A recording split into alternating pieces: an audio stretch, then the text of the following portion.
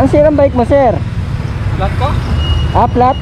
Meron akong vulcanizing kit dito, sir. Gusto mo itapalan natin? Saan ka pa ba uwi? Malapit naman ako. Ito, lagay mo muna ron. Meron akong pantapal dito. Wala po akong baryerita. Ay, hindi po ako naniningil, sir. Gusto lang ito tulungan. Ayun o, doon o, sa maliwanag.